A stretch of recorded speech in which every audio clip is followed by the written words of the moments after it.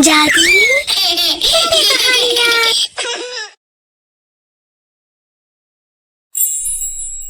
बहुत समय पहले की बात है। सूरज के अस्त होने का समय हो गया था और चांद के निकलने का। तभी सूरज चांद से कहता है, अरे भाई एक बात बताओ, जब भी तुम आते हो तो कोई तुम्हें आदर सम्मान देकर प्रणाम क्यों नहीं करता? ऐसा बिल्कुल भी नहीं है भाई, कई लोग मुझे भी प्रणाम करते हैं।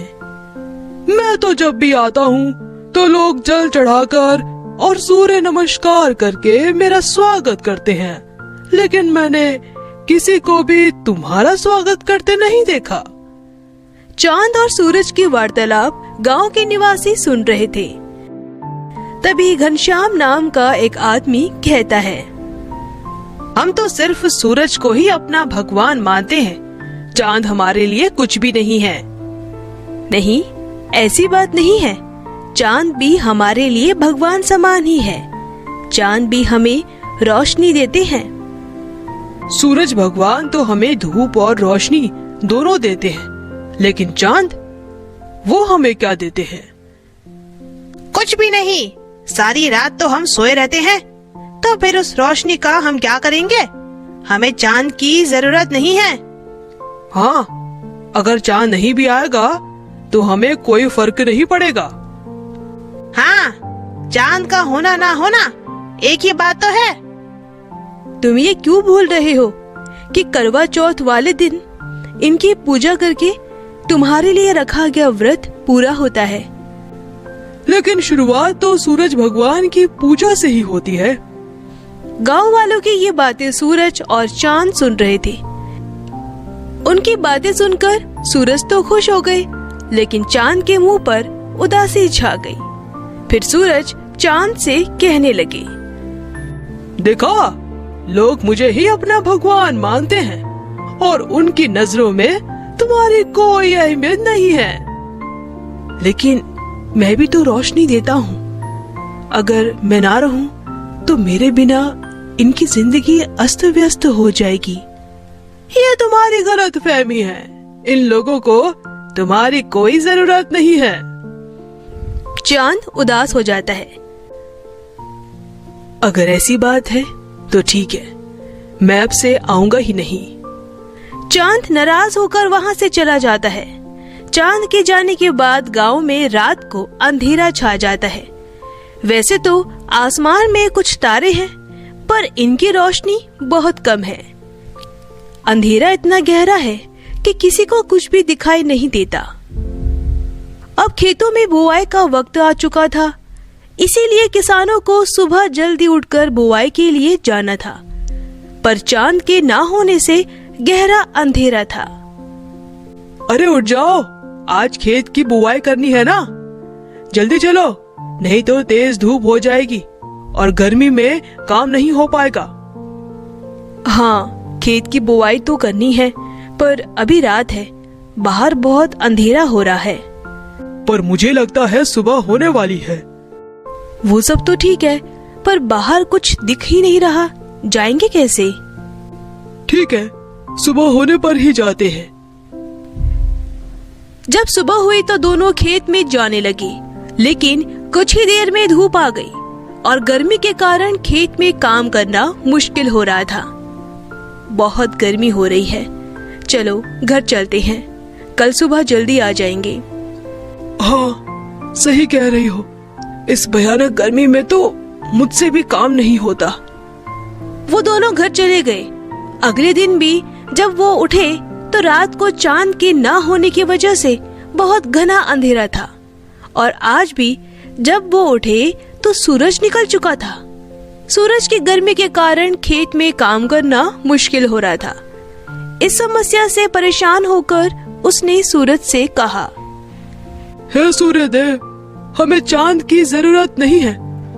अगर आप रात को भी रहे तो हमें कभी भी चांद की जरूरत नहीं पड़ेगी और हम केवल आप ही की पूजा करेंगे। ठीक है, अब से मैं रात को भी रहूंगा। अब दिन खत्म होने के बाद सूरज रात को भी रहने लगे, जिससे दिन ढल ही नहीं रहा था और रात हो ही नहीं रही थी। अरे जल्दी से खाना बनाओ, नींद आ रही है, सोना भी है। अभी तो दोपहर का वक्त है, क्या अभी से खाना बनाना शुरू कर दूं? अच्छा ठीक है, बाद में बना देना। वो दोनों बहुत देर तक रुकते हैं, पर शाम ही नहीं हो रही थी, क्योंकि अब सूरज ढल ही नहीं रहा था। भूख से आदमी का बुरा हाल हो गया। अरे लगता है आज शाम नहीं होगी, तुम खाना बना दो। ठीक है, मैं बनाती हूँ। लक्ष्मी खाना बनाने लगी, फिर दोनों खाना खाने लगते हैं। अच्छा सुनो, मैं सोने जा रहा हूँ। पर रात तो हुई नहीं। हाँ, सूरज भी तेज चमक रहा है, पता नहीं रात कब होगी। मैं जब तक नहा लेता हूँ। आज तो बहुत गर्मी है। नहाने के बाद भी कितनी गर्मी लग रही है। आज सूरज नहीं ढलेगा, इसीलिए ये सब हो रहा है। ये सब सूरज की वजह से ही हो रहा है। कोई बात नहीं, चलो सोते हैं। दोनों सोने चले जाते हैं, पर सूरज की गर्मी की वजह से दोनों सो ही नहीं पाते। इतनी गर्मी में तो हम मर जाएंगे। काश सूरज ढल जाता, तब हम चैन से सो पाते। अब बर्दाश्त नहीं हो रहा है, हमें चांद चाहिए। चलो सूरज से बात करते हैं। हे सूर्यदेव, आपकी धूप को बर्दाश्त करना मुश्किल हो रहा है। इसमें मैं क्या कर सकता हूँ? तुम ही ने कहा था मुझे रात को रुकने के लिए। हाँ, हमने कहा था, लेकिन अब हमें चांद की भी जरूरत है, क्योंकि हम इतनी धूप को नहीं सह पाएंगे। ठीक है, जैसी तुम्हारी मर्जी। फिर दोनों चांद को पुकारने लगे। हे चंद्रदेव, मुझसे गलती हो गई, मुझे माफ कर दीजिए, हमें आपकी भी जरूरत है। हे चंद्रदेव, आप वापस आ जाइए। जिस तरह दिन में सूरज की जरूरत है, उसी तरह रात में चांद की भी जरूरत है। दोनों के बुलाने पर चंद्रदेव आ जाते हैं। फिर दोनों बहुत खुश होते हैं और उन्हें प्रणाम करते हैं। हे चंद्रदेव, जिस तरह हम सूरज को जल चढ़ाते हैं और उनका स्वागत करते हैं, उसी तरह आज से हम लोग आपका भी स्वागत करेंगे। ठीक है, अगर तुम्हें मेरी जरूरत है तो मैं तुम्हें रोशनी जरूर दूंगा। मुझे माफ कर दो भाई, मेरी तरह तुम भी इस दुनिया के लिए बहुत जरूरी हो। अगर मैं दिन में उगने वाला सूरज हूँ, तो तुम रात में उगने वाले सूरज हो। सूरज ढल गया और अंधेरा होने लगा। तब चांद ने चारों तरफ अपनी खूबसूरत रोशनी बिखेर दी। दोनों ने चांद को प्रणाम किया और चैन की नींद सोने लगे। तो दोस्तों, अगर आपको हमारी कहानी पसंद आई हो तो इसे लाइक करना और शेयर करना और हमारे चैनल को सब्सक्राइब करना मत भूलना।